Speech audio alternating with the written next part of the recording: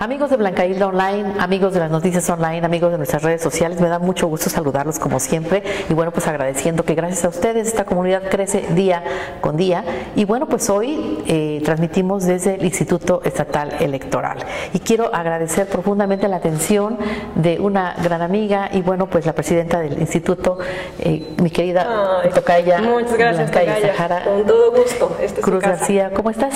Muy bien, qué gusto saludarte. Igualmente, y a tu auditorio. Y bueno, ahorita que vienen ya los tiempos electorales, que bueno, toda la movilización está grande porque es una mega elección y platícanos cómo está en este momento, cómo van a trabajar el Instituto Nacional Electoral después de todo lo que se dijo, que se había reformas, que si no las habría, que finalmente, bueno, queda ahorita en stand-by de alguna manera. Platícanos cómo van a trabajar. Claro, con todo gusto. Mira, la coordinación con el Instituto Nacional Electoral ha existido pues desde la reforma de 2014, ¿no? Sí. Justamente con el surgimiento de este Sistema Nacional Electoral. ¿Qué hacemos en esta coordinación? Estamos ya muy claros y muy ciertos de qué actividades le corresponden al Instituto Nacional y cuáles nos corresponden al Instituto Estatal. Recientemente, tuvo que haber sido en días pasados, si no es que el día de ayer, ya se aprobó el calendario del proceso electoral por el Instituto Nacional. Entonces, este calendario para nosotros es un insumo fundamental de cara al proceso porque va a dar cuenta de manera muy certera de qué actividades tenemos que realizar, en qué plazo se tienen que realizar y quién es el responsable, el INE, el IE o ambos. En Puebla vamos a tener una renovación de 2.286 cargos a elegir entre la gubernatura, los diputados y diputadas, regidurías, síndicos y presidencias municipales. Es entonces el caso de Puebla, la entidad que más cargos va a renovar en el país en el 2024. Primero decir, el 2 de junio de 2024 será la jornada electoral en todo el país. Las 32 entidades vamos a tener renovación de algún cargo o de todos los cargos. Y del presidente de la República, ¿no? Exactamente, ¿no? Y a nivel nacional, presidencia de la República, diputados y senadores. Entonces, en el caso de Puebla vamos a estar hablando de que ese 2 de junio de 2024, cuando acudamos las y los poblanos a nuestra casilla, estaremos recibiendo 6 boletas. 6 decisiones que tomar y ese voto pues tiene que ser muy informado y de eso va justamente que el Instituto Electoral del Estado quiera acercar a la ciudadanía la información y los datos necesarios para que cuando ejerzan su voto pues sea de la manera más óptima. ¿Cuándo empezamos el proceso electoral? A nivel federal en septiembre. ¿Sí? Cuando el INE se instale y diga que el proceso federal ha iniciado, será en la primera semana de septiembre y estaremos arrancando los trabajos en el ámbito federal. Para nuestro estado, nuestro código nos mandata que tiene que ser dentro del 3 al 5 de noviembre, cuando este Consejo General celebre una sesión donde declare formalmente iniciado el proceso electoral. Entonces estamos hablando de que 3, 4 o 5 de noviembre vamos a tener sesión, nos vamos a instalar en proceso local y ahí arrancamos todos los procedimientos. Fechas importantes. En diciembre de este año de 2023 instalamos los 26 consejos distritales que vamos a tener en el caso de Puebla. Y en febrero de 2024 vamos a instalar los 217 consejos municipales. Entonces, esto también nos da, ¿no?, idea de la magnitud de Puebla. Es la entidad que va a tener cargos en todos los municipios por renovar. Ninguna entidad tiene tantos municipios donde tengamos sistema de partidos políticos. Muchos podrán pensar, Oaxaca tiene más municipios, sí tiene más municipios, pero su mayoría de los municipios se rigen por sus costumbres. Entonces, eso te iba a preguntar, porque al final de cuentas son 580 y tantos, ¿no? 570, pero solo aproximadamente 143, si no mal recuerdo, son los que se rigen por sistema de partidos, donde sí hay elección. Y el resto, usos y costumbres. Entonces, eso pone a Puebla nuevamente en el relieve nacional. Qué interesantes cifras. ¿Verdad? Lista nominal. Estos cortes, ustedes saben, nos los va suministrando el INE, van cambiando mes con mes porque van generando cortes nuevos, pero el último del que disponemos, el padrón electoral, tiene 4.900.099 electoras y electores. Y la lista nominal tiene 4.877.081 electoras y electores. lo que vuelve a colocar a Puebla en los primeros lugares en el plano nacional, porque somos la quinta entidad con más ciudadanas y ciudadanos inscritos en padrón y en lista nominal. Qué interesantes datos, y bueno, esto nos da la pauta, eso nos indica la magnitud del trabajo que se está haciendo ya dentro del Instituto Estatal Electoral, que decimos, bueno, generalmente pensamos que solamente trabajan en esta época del año o cada determinado tiempo, pero yo creo que es un trabajo constante, permanente, ¿verdad?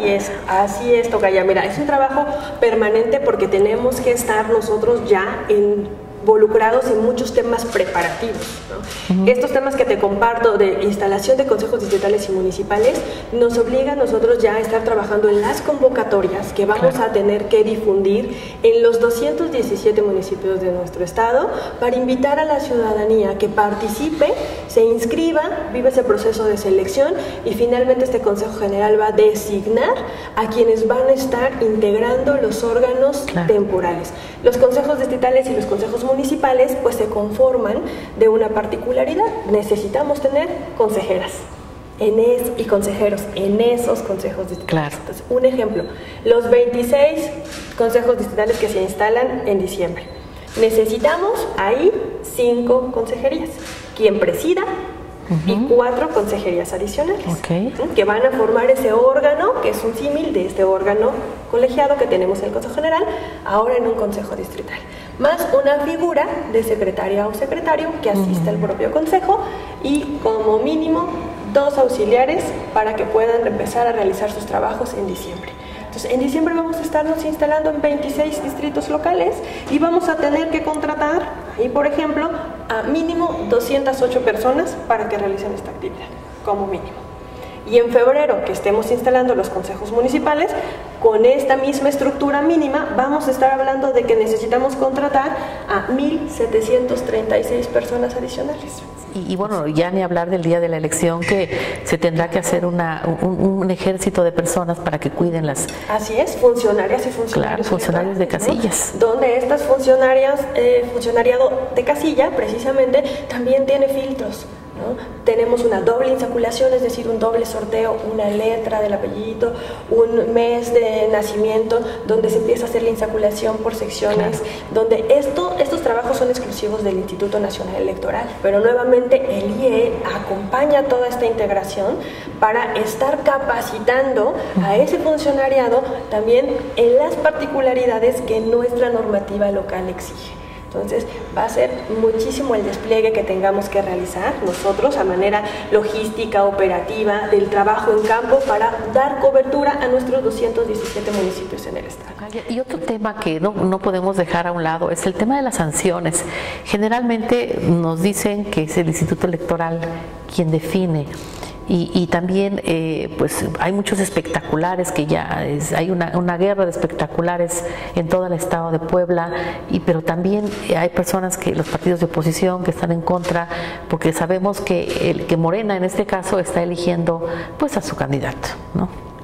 Platícanos, ¿cómo está esto? Mira, yo te puedo compartir entonces que en el Instituto Electoral del Estado nuestra atribución, y es la que hemos estado permanentemente dando cumplimiento, es justamente recibir estas quejas y denuncias por presuntas infracciones a la normativa electoral. ¿Por qué decimos presuntas?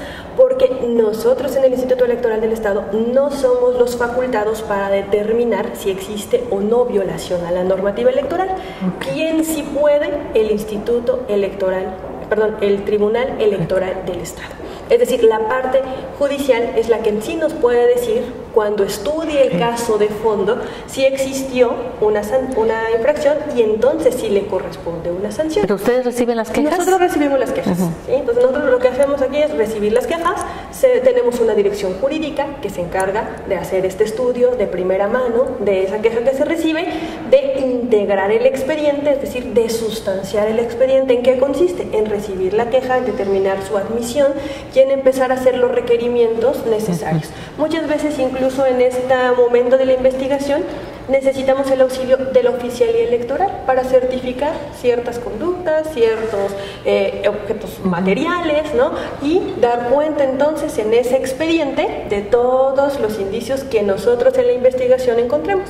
Cuando ya tenemos listo el expediente, lo turnamos al Tribunal Electoral, ellos podrán revisarlo, ¿no? Podrán estudiar de fondo el caso y podrán determinar si existe o no existe violación a la normativa electoral, y de existir violación, ellos son quien puede entonces determinar una sanción.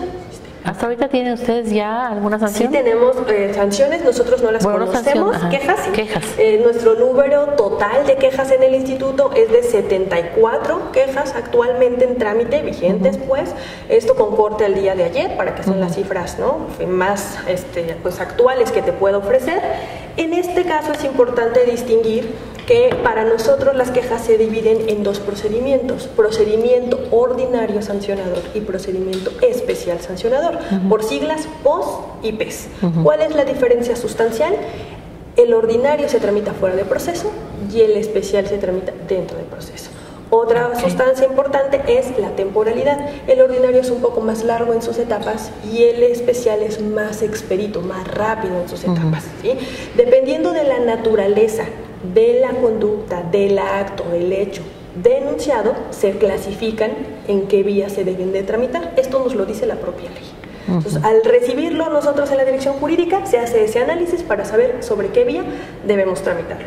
De este global de 74 que te estoy comentando, solamente tenemos 32 quejas por presuntos actos anticipados, por presuntas promociones personalizadas o por presuntos usos de recursos públicos, ¿no?, que son los casos que tú me estás comentando, ¿no? Solamente 32 de estas 74 estamos tramitando por este caso. ¿Cuál es una particularidad con nuestro número de quejas? Es un número muy variable. Este número se ha mantenido constante desde que iniciamos este año. ¿Por qué? Pues porque por aquí terminamos de desahogar unas, nos llegan más. Claro. ¿No? Entonces, son permanentes. Son permanentes, ¿no? El ritmo es constante, Tratamos de ser muy ágiles, muy expeditos en la integración de los expedientes, pues para poder ir turnando y ir recibiendo nuevas, ¿no? Y no tener un rezago, ¿no? Eso es lo que intentamos, es pues tener números más consistentes conforme nos lo permite la propia naturaleza de cada acto que se haya denunciado, de cada procedimiento que tengamos instaurado, porque debemos ser pues sí muy cuidadosos con este tema, ya que es jurídico. Nosotros tenemos ciertas directrices en procedimientos jurídicos que tenemos que observar sí o sí para que nuestro expediente sea completamente y debidamente integrado y lo podamos remitir al tribunal electoral. ¿Tienen que ver ustedes con el tema de los topes de campaña o de las precampañas que están haciendo en este momento los candidatos específicamente de Morena?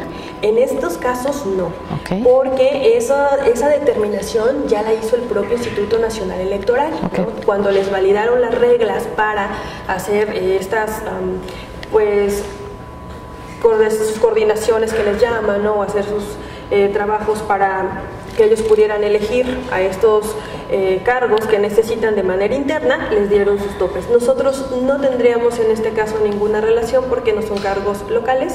Incluso cuando llegue el momento de pre-campaña y de campaña dentro del proceso, ahí sí este órgano colegiado, este Consejo General, va a determinar cuáles son los topes para las pre-campañas y las campañas dentro del proceso. Esto una vez llegado obviamente los plazos y se estarán dando. Estamos hablando de los candidatos a la gubernatura, a la candidatura de Morena para la gubernatura. Exacto. Cuando nosotros ya lleguemos a el proceso como tal, para cada uno de los que quieran competir por un cargo, gubernatura, diputaciones, presidencias municipales, existen topes. Para que vaya quedando claro, Tocaya, ¿qué no deben hacer los candidatos? ¿En qué momento incurren en la ley? Bueno, primero, una vez que ya estamos en proceso electoral, ¿no?, y ya pueden empezar a hacer ciertas manifestaciones, se tienen que ceñir a los plazos de las precampañas y de las campañas para hacer estas manifestaciones, ¿no? ¿Qué debemos advertir como prohibido? Las cosas que prácticamente, o las conductas que prácticamente están prohibidas en la norma. Por ejemplo, alguien que aspire a algún cargo no puede contratar tiempos de radio y televisión, porque esos tiempos son exclusivos del Estado y quien los administra y distribuye es el INE. El INE entonces a nosotros como instituto local ya nos va a decir, tiene asignado tanto tiempo, ¿En qué entonces ayudamos nosotros? Algo que se llama pautado de los tiempos, donde monitoreamos pues que efectivamente sean distribuidos y dando cumplimiento a lo que el propio INE nos manda. Ok, finalmente, la redistritación que está en este momento en... Sí, estamos difundiendo nosotros mucho la distritación local. La distritación es un procedimiento técnico que realiza el INE, está a cargo del INE. Este se aprobó desde el año pasado, es una nueva conformación tanto local como federal, y lo que estamos haciendo nosotros desde el instituto es darle mucha difusión de cara al proceso. ¿Cuál es nuestro objetivo? Que la ciudadanía nuevamente esté muy informada, que sepa cuál es su demarcación distrital, qué municipios conforman ese distrito y ellos mismos se puedan ubicar. ¿Le incrementan? No incrementaron los distritos locales, siguen siendo 26, okay. Lo único que cambia es la conformación, ¿no? ¿Qué municipios integran cada distrito? ¿Por qué no cambia el número? Porque el número está previsto en nuestro código. En nuestra ley electoral local dice deben ser 26 distritos, entonces lo único que se hace es un nuevo corte geográfico para equilibrar el número de población que existe en cada uno de los distritos bajo una premisa importante, que los votos cuentan en igualdad de circunstancias. Ok. Pues no me resta más que agradecerte, Tocaya, como siempre, tu atención y bueno, amigos, estar pendientes de todo lo que el trabajo que el instituto va a realizar y sobre todo pues la participación ciudadana, que siempre es y será la más importante para que todo el trabajo que realiza el instituto pues que llegue a un término final feliz, porque a final de cuentas pues es una elección que está hecha para los ciudadanos, para que los ciudadanos elijan a sus autoridades y para que los ciudadanos pues tengan la oportunidad de manifestarse de acuerdo a sus intereses y obviamente claro, a la forma como ellos o con quien consideren que puede ser el candidato adecuado. Así es. Muchísimas gracias, Tocaya. Muchas gracias. Como siempre, es un placer estar con ustedes. Gracias, Tocaya. Muchas gracias. Gracias, amigos.